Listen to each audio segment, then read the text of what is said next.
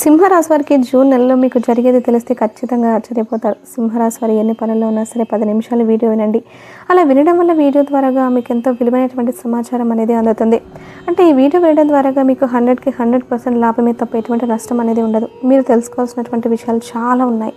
అసలు ఈ జూన్ నెలలో మీకు ఎలా ఉంది, ఎవరిని కలవబోతున్నారు, మంచి చెడులు అన్నీ కూడా చక్కగా ఉంటాయి. కాబట్టి పూర్తిగా వినండి. అలాగే ఒక లైక్ ఇచ్చి సపోర్ట్ చేయండి. సింహరాశి వారిది రాశి చక్రంలో 5వ రాశి. ఈ రాశికి అధిపతి రవి. రవి అంటే సూర్య భగవానుడు అనమాట. కాబట్టి వీరికి ఏంటంటే ఆ సూర్యుడి యొక్క ఆశీస్సులు అనేవి పుష్కలంగా ఉంటాయి. ఈ సింహరాశి వారికి ఏంటంటే ఒక వెలిగేటటువంటి తేజస్సులాగా ఉంటారనమాట. అంటే ధైర్యంలో కానివ్వండి, తెలివితేటల్లో కానివ్వండి, ఏదైనా జీవితంలో ఒక నిర్ణయం తీసుకోవడంలో కానివ్వండి, వ్యక్తిత్వంలో కానివ్వండి, ఎక్కడా కూడా తగ్గరు. సింహాల లాంటి మనస్తత్వం వీరికి ఉంటుంది. ఏదైనా సరే ఒక పేరు వచ్చింది అంటే వెనకమాల ఎంత ఉంటేనే ఒక పేరు అనేది వస్తుంది కదండి. సింహరాశి అంటే వీరికి ఉన్నటువంటి ఆ ధైర్యాన్ని బట్టి, వీరికి ఉన్నటువంటి ఆ ఉత్సాహాన్ని బట్టి, వారి యొక్క మనస్తత్వాన్ని బట్టి ఇంత గొప్పగా ఉంటారనమాట. మీకు జీవితపరంగా కష్టాలు అనేవి చాలా ఎక్కువ. కష్టాలతో వేటాడి నిలబడి గెలుస్తారు చూడండి. అది వీరి గొప్పతనం అనమాట. అంటే సింహం అడవికి ఎలాగైతే రాజుగా ఉంటుందో, ఈ సింహరాశి వారు ఎక్కడైతే ఉంటారో వారి చుట్టూ ఉండే వాళ్ళు ఎవరైనా సరే వీళ్ళ కింద తగ్గాల్సిందే. అంటే వారికి ఎన్ని తెలివితేటలు ఉన్నప్పటికీ, ఎంత గొప్ప స్థాయిలో ఉన్నప్పటికీ, ఎంత హోదాలో ఉన్నప్పటికీ ఈ సింహరాశి వారి దగ్గర ఒక ప్రత్యేకత అనేది ఉంటుందన్నమాట. కాబట్టి వారికి ఆటోమేటిక్గా ఎవరైనా సరే గౌరవం అనేది ఇవ్వాల్సిందే. అలాగా అడవికి రాజుకి అంటే అడవుల్లో ఎన్నో రకాలైనటువంటి జంతువులు ఉన్నప్పటికీ, అవి ఎంత తెలివిగలవైనప్పటికీ సింహం ముందల తల వంచాల్సిందే. అలాగే వీరి మనస్తత్వం కూడా అలా ఉంటుందన్నమాట. ఎక్కడ కూడా తల వంచరు. ఎవరి దగ్గరకు వెళ్ళి చేయి చాచరు. ఒకరిపై మీరు పై చేయి ఉండేటట్లుగా చూసుకుంటారు. ఎవరికన్నా సహాయం చేయడమే తప్ప ఎవరి దగ్గరకు వెళ్ళి నాకు ఈరోజు లేదు మీరు నాకు ఇస్తారా అని చెప్పి ఆఖరికి కనీసం కన్న తల్లిదండ్రుల మీద కూడా వీరు ఆధారపడరని చెప్పుకోవచ్చు. ఎందుకంటే చిన్నపిల్లలప్పుడు చూసుకోవడం తల్లిదండ్రుల బాధ్యత. కానీ ఒక వయసుకు వచ్చిన తర్వాత కూడా తల్లిదండ్రుల దగ్గరికి వెళ్ళి ఆధారపడితే అది కరెక్ట్ కాదనమాట. కాబట్టి కష్టాన్ని నమ్ముకున్న మనుషులు కష్టంతో పాటుగా వీరికి కలుసుబాటు కూడా ఉంటుంది. కలుసుబాటు వల్ల జీవితంలో మంచి స్థాయికి ఎదుగుతారు. ఒక మంచి సంకల్పంతో ఉంటారు. అంటే ఆశతో ఆశయంతో బ్రతికేటటువంటి వ్యక్తులు ఏదోలో పొద్దుగూకుతుంది తెల్లారుతుంది, ఇవాళ ఇది సంపాదించలేం, అలా జరిగిపోయిద్దిలే అని చెప్పేసి అనుకోరనమాట. ఒక మంచి స్థాయిలో ఎదగాలి, మర్యాదలు కావాలి, డబ్బు కావాలి, అది మేము కష్టపడి సంపాదించుకోవాలి, ఎన్ని కష్టాలు ఉన్నారా అని మేము నిలబడాల్సిందే అని చెప్పేసి ఒక పట్టుదలతో ఉంటారని చెప్పుకోవచ్చు. అది సింహరాశి వారి యొక్క మనస్తత్వం. అయితే ఈ జూన్ నెలలో వచ్చేటప్పటికి చాలా బిజీగా ఉంటారు. ఒక్క మాటలో చెప్పాలంటే పెండింగ్ పనులు కూడా పూర్తి చేసుకుంటారు. ఈ 3 రోజుల్లో ఏంటంటే కొంచెం అంటే వీరి చేతికి డబ్బు అందడం జరుగుతుంది. చేతిలో ఆల్రెడీ డబ్బు ఉంటుంది. అలాగే ఆ డబ్బుకు తగినటువంటి ఖర్చులు ఏదో ఒక రూపాన డబ్బు ఎప్పటికప్పుడు ఖర్చు అయిపోతూ ఉంటుంది. వచ్చే రూపాయి వస్తున్నా కూడా పోయే రూపాయి పోతూ ఉంటుందన్నమాట. అలాగా డబ్బు ఏంటంటే అట్లా అయిపోతూ ఉంటుంది. అయితే వీళ్ళు ఏంటంటే కొంచెం ఏదైనా వృధా ఖర్చులు ఏదైనా ఉంటే చూసుకొని తగ్గించుకుంటే మీకు మంచిది. ఎందుకంటే ఎవరికి కూడా రూపాయి అనేది ఊరికనే రాదండి. అలాగే మీకేంటంటే కొంచెం వెనకమాల పెద్దవాళ్ళు ఇచ్చినటువంటి స్థిరాస్తులు కానివ్వండి, ఇలాంటివి కొంచెం తక్కువగా ఉంటాయి. ఒకవేళ ఉన్నా కూడా వాటిని అమ్ముకొని తినే మనస్తత్వం కాదు. కాబట్టి మీరు మీ కష్టాన్ని నమ్ముకుంటారు. కాబట్టి ప్రతి రూపాయి కూడా మీరు కష్టపడితేనే వస్తుంది. కాబట్టి మీరు ఏంటంటే ఆ చేసేది ఏదన్నా ఉంటే కొంచెం అనవసర ఖర్చులు తగ్గించుకుంటే మీరు జీవితంలో ఒక మంచి స్థాయికి ఎదిగేటటువంటి అవకాశం ఉంది. ఈ జూన్ నెలలో బిజీగా ఉంటారు. మీకు చేతి నిండా పని ఉంటుంది. కష్టానికి తగినటువంటి ప్రతిఫలాన్ని కూడా చూస్తారు. ఇంకా చెప్పాలంటే ఒక రూపాయి ఎక్కువగానే వస్తుంది. గతంతో పోల్చుకుంటే ఆర్థిక సమస్యలు, అప్పుల సమస్యలు కూడా తగ్గుతాయి. సొంత నిర్ణయాలు పెరుగుతాయి, సొంత ఆలోచనలు పెరుగుతాయి. అంటే సంపాదన ఎలా సంపాదించాలి ఏంటి అని మెలకువలు తెలుసుకోగలిగారని చెప్పుకోవచ్చు అనమాట. ఇంకా మీరేంటంటే ఏదైనా స్థిరాస్తులు కొనుగోలు చేసే ఉద్దేశంలో కూడా ఉన్నారు. లెక్క ప్రకారం ఏంటంటే మీరు ఏదైనా భూమి కొనుగోలు చేయడం కానీ, లేకపోతే ఏదైనా ఒక ఇల్లు కట్టుకోవాలన్నా, నూతన గృహ నిర్మాణం చేయడం కానీ, ఇలాంటి కొన్ని సొంత ఆలోచనలో ఉన్నారు. లేదా కాస్త బంగారం కొనుగోలు చేసుకోవడం కానీ, ఏదైనా కొనుగోలు చేసే వస్తు రూపంలో కానీ, డబ్బు అంటే స్థిరాస్తి రూపంలో కానీ ఏదైనా కొనుగోలు చేసే అవకాశం ఉంది. మీ రాశిపరంగా లక్ష్మీదేవి అయితే ఒక సొమ్ము రూపంలో మీ ఇంటి లోపలికి అడుగు పెట్టడానికి అవకాశం అనేది ఉంటుంది. ఆ పని అనేది చాలా మంచిది. అలా చేయడం వల్ల మీ భవిష్యత్తు కూడా బాగుంటుందన్నమాట. కాబట్టి చక్కగా కొనుగోలు చేయాలనుకున్నది ఆలోచించకుండా కొనుగోలు చేసుకోండి. అయితే పూర్తి డబ్బు అనేది మీ దగ్గర లేదు. కాస్త కోస్త అప్పు చేయాల్సినటువంటి పరిస్థితి అనేది వస్తుంది. కాబట్టి అప్పు చేయడం ఎలా చేయాలి అంటే 10 రూపాయల వస్తువు అనుకోండి, 10 రూపాయల్లో 9 మీ దగ్గర ఉంటే ఒక రూపాయి అప్పు చేయండి, తప్పులేదు. అలా కాకుండా రూపాయి ఉంచుకొని 9 రూపాయలు అప్పు చేస్తే మాత్రం ఇబ్బంది పడాల్సిన పరిస్థితి వస్తుంది. అంటే కొన్నవి కూడా అమ్ముకునే పరిస్థితి వస్తుంది. ముందు బాగానే ఉంటుంది, కానీ తర్వాత మెయింటెనెన్స్ చేయలేరనమాట. ఎందుకంటే అప్పులు తీసుకున్న దగ్గర నుంచి అప్పుతో ఆగదు, మళ్ళీ వడ్డీలు కట్టుకుంటూ ఉండాలి. ఇలా ఏంటంటే కొంచెం ఇబ్బందులు ఎదురవుతూ ఉంటాయి. కాబట్టి ఈ సంవత్సరం కొనుగోలు చేయడానికి కుదరలేదనుకోండి, అందరూ కాదు, కొంతమందికి మొత్తం ఉండొచ్చు, కొంతమందికి కాస్త కూస్త ఉండి ఆగిపోవచ్చు. అలాంటి వాళ్ళు ఒక సంవత్సరం ఆగండి, ఇంకో సంవత్సరం కష్టపడండి. అవి ఇవి మొత్తం కలుపుకొని మీరు ఏదైనా కొనుగోలు చేసుకోవాలనుకుంటే చేసుకోండి. అలా చేయడం వల్ల ఏంటంటే అప్పుల బాధ ఉండదు. జీవితంలో ఏంటంటే అప్పు ఉండకూడదు. ముందు మనిషికి తినడానికి ఉన్నా లేకపోయినా వెనకమాల అప్పు ఉండకూడదు. అప్పు అంటే ఏంటంటే అప్పు తిప్పల పాలు చేస్తుందన్నమాట. మన రూపాయి వెనకేసుకోవడానికి ఉండదు. అప్పు ఇచ్చినోడు బాగానే ఉంటాడు, ఎందుకంటే నెలలో వడ్డీ రూపంలో సొమ్ము ముడుతుంది, వాడు సెటిల్ అయిపోతాడు. కానీ మన పని అయిపోతుందన్నమాట. కాబట్టి జాగ్రత్తగా ఉండండి. అలాగే మీకు ఫ్యూచర్ ప్లానింగ్స్ కూడా బాగా ఉంటాయి. మీ ప్లానింగ్స్ అన్నీ కూడా మీకు కలిసి వస్తాయి. పిల్లల రూపంలో మంచి భవిష్యత్తు ఇవ్వడానికి కష్టపడతారు. పిల్లల్ని చూసుకొని సంతోషపడతారు. కుటుంబంతో కాస్త కోస్త ప్రేమగా గడుపుతారు. అంటే సమయం ఉండదు, బిజీగా ఉంటారనమాట. చాలా బిజీగా ఉంటారు. ఉదయం నుంచి సాయంత్రం వరకు బిజీగా ఉంటారు. ఎంతమందితోనో కలవడం, ఎన్నో ఆలోచనలు, మనశ్శాంతి ఉండదు. ఈ మధ్య కాస్త మీ ఆరోగ్యం కూడా తగ్గుతుంది. కాస్త ఈ మధ్య ధైర్యం కూడా తగ్గుతుంది. ఏంటంటే ఒక్కొక్కసారి ఏంటంటే ఒక భయంకరమైనటువంటి వాతావరణం వస్తూ ఉంటుంది. మీరు ఏంటంటే కాస్త దైవారాధన ఎక్కువగా చేసుకుంటూ ఉండాలి.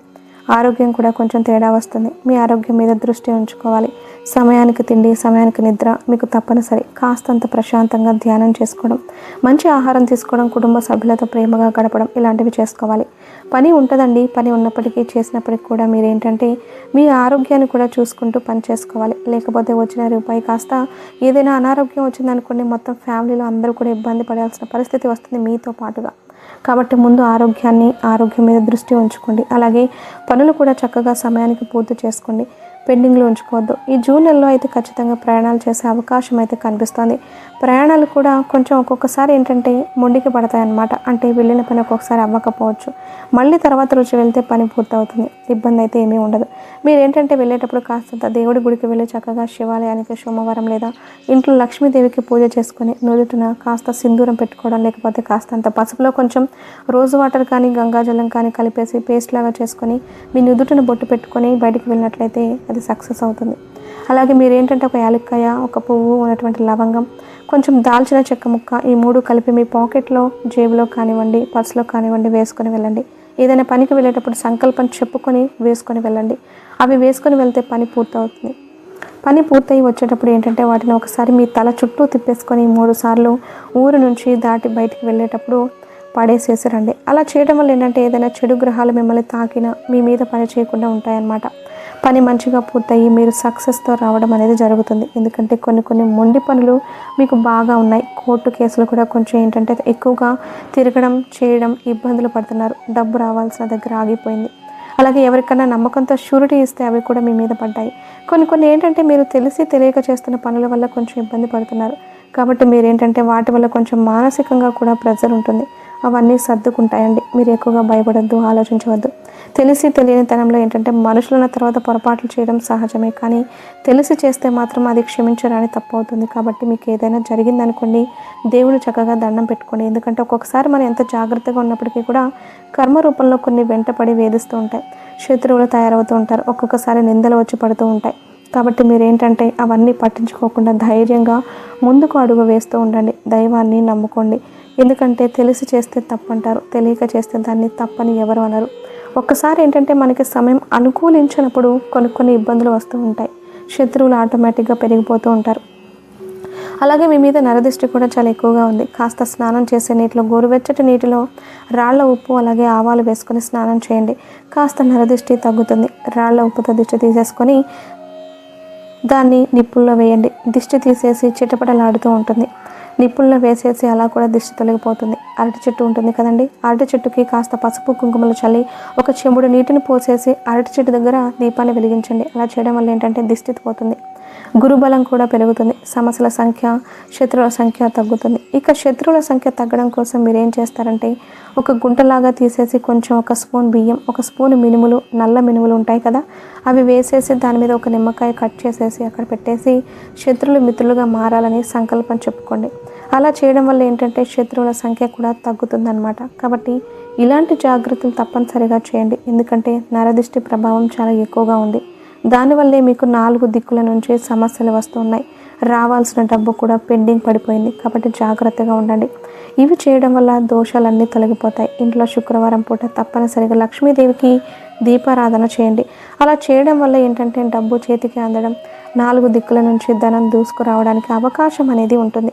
ఇంట్లో ఉన్నటువంటి చెడు అంతా కూడా బయటికి వెళ్ళిపోతుంది. ఆ దీపపు కాంతుల్లో మాడిపోతుంది అనమాట. కాబట్టి దీపారాధన చేసుకోండి.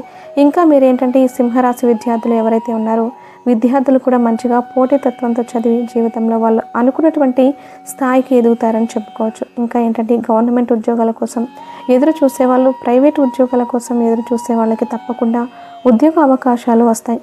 మీ టాలెంట్ని ఎదుటి వారు గుర్తిస్తారు. మీ దగ్గర కూడా లక్ష్మీ కళ ఉంటుంది. మిమ్మల్ని చూడగానే ఎవరైనా పనిలోకి రమ్మంటారు. మీరు కష్టం చేయడానికి ముందుగా ఉంటారు, అంటే కృషి కూడా ఎక్కువగా చేస్తూ ఉంటారు. కాబట్టి మీకు ఖచ్చితంగా గవర్నమెంట్ జాబ్స్ లేదా మీరు కోరుకున్నటువంటి ఉద్యోగాలు వచ్చే అవకాశం అనేది ఉంటుంది. అలాగే వివాహం కాని వారికి కూడా చక్కగా వివాహం జరుగుతుంది. వివాహ జీవితం కూడా బాగుంటుంది. ఒడిదుడుకులు వచ్చినప్పటికీ కూడా అన్నీ కూడా చక్కబడతాయి. ఇబ్బంది అయితే ఏమీ లేదండి. ఇంకా సంతానం లేని వారు కొంచెం ఇబ్బంది పడుతున్నారు. తప్పకుండా కొంచెం లేట్ అవుతుంది. గురుబలం కొంచెం తక్కువగా ఉంది. సంతానలేమి సమస్యలు అనేవి ఎదురవుతూ ఉంటాయి. కాబట్టి సంతానం కూడా కలుగుతుంది. మీరు బాధపడద్దు, ధైర్యంగా ఉండండి. అలాగే కొంచెం అనారోగ్య సమస్యలు ఇబ్బంది పడుతున్నారు. మీరు మాత్రం ప్రత్యేకంగా ఆరోగ్యం మీద దృష్టి ఉంచుకోవాలి. ఎందుకంటే మీరు ఎప్పుడు దెబ్బతింటారా అని చెప్పి జనం ఎంతోమంది ఎదురు చూస్తూ ఉంటారు. అలాంటి వాళ్ళకి సంబరం చేయొద్దు.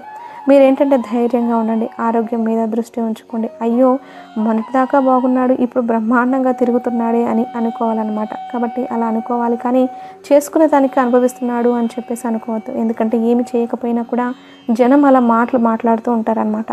ఈ రోజుల్లో దాదాపుగా జనంలో మంచితనం అనేది కరువైపోయింది. స్వార్థం అనేది ఎక్కువగా కనిపిస్తుంది. కాబట్టి బాధపడి ఏదైనా కష్టం వస్తే బాధపడే రోజులు పోయి సంతోషపడేటటువంటి రోజులుగా మారాయి. అందరూ కాదండి, ఎక్కువ పర్సెంట్ అయితే అలాగే ఉంటున్నారనమాట. కాబట్టి జనంతో జాగ్రత్తగా ఉండండి. ఎక్కువగా మాట్లాడవద్దు, ఎక్కువగా కోపడవద్దు. కోపాన్ని అదుపులో ఉంచుకోండి. కోపం అదుపులో ఉంచుకోకపోతే శత్రువుల సంఖ్య పెరుగుతూనే ఉంటుంది. కాబట్టి జాగ్రత్తగా ఉండండి. అది ఎదుటివారు ఏదన్నా అన్నా చేసినా కూడా స్మూత్గా సమాధానం చెప్పి పక్కకు వచ్చేసేయండి. ఎందుకంటే మనకంటూ ఒక లైఫ్ ఉంది, ఒక ఫ్యామిలీ ఉంది. కాబట్టి నోరు జారిన కాసేపు ఆవేశంలో అన్నా కూడా తర్వాత మళ్ళీ ఇబ్బందులు పడాల్సినటువంటి పరిస్థితి అనేది ఉంటుంది.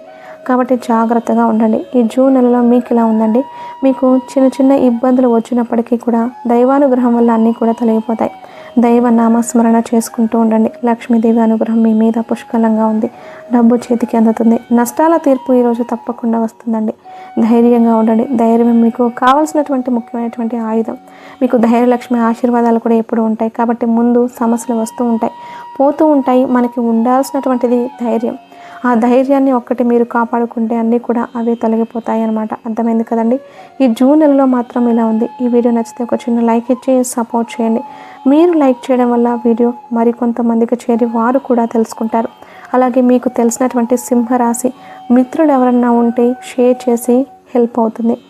మొట్టమొదటిసారిగా మన ఛానల్ని చూస్తుంటే సబ్స్క్రైబ్ చేసుకుని సపోర్ట్ చేస్తారని మనస్ఫూర్తిగా కోరుకుంటూ కమెంట్ బాక్స్లో వచ్చేటప్పటికి ఓం శ్రీ ధైర్య లక్ష్మీ నమః అని కమెంట్ చేయడం వల్ల మీరెప్పుడు ధైర్యంతో అంటే ధైర్యలక్ష్మి ఒక్కటే మీ దగ్గర ఉంటే మిగిలిన అష్టలక్ష్ములు కూడా మీ దగ్గరే ఉంటారనమాట. కాబట్టి చక్కగా ఓం శ్రీ ధైర్యలక్ష్మీ నమః అని కామెంట్ చేయండి.